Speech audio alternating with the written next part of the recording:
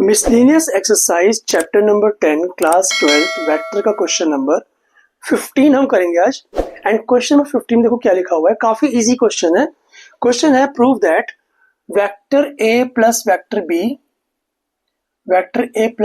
B dot vector A plus vector B is equal to magnitude of vector A whole square plus magnitude of B whole square.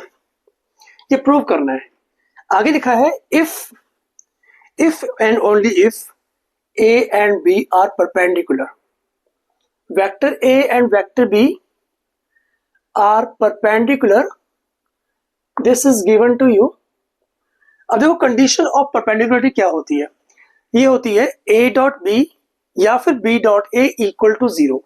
मतलब in short आपको दिया हुआ already कि a dot B जो है ना वो बेटा वो जीरो के इक्वल दिया हुआ आपको पहले से।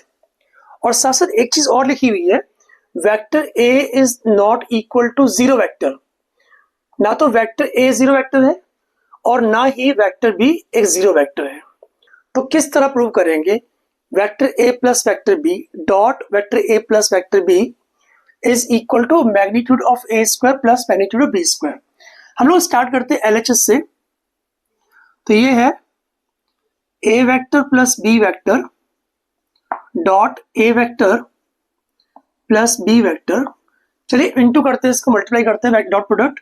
ए वेक्टर को ए वेक्टर से इंटू करेंगे तो आएगा magnitude of vector A whole square. ऐसे ही ए को करेंगे बी से तो आएगा ए डॉट बी। इसके बाद बी को करेंगे ए से तो आएगा vector B dot vector A plus B को बी से करने पर magnitude of B whole square. इतना ठीक से आ गया। अब देखो magnitude of A square plus A dot B और बी डॉट ए दोनों सेम होते हैं, तो हम लिख सकते हैं यहां पर 2 times A dot B plus magnitude of B whole square. यहां पर लिखा हुआ है A and B are perpendicular vectors, so A dot B आपका जीरो के इक्वल होगा। तो हमारे पास बीच की टर्म जो है वो जीरो के इक्वल हो चुकी है।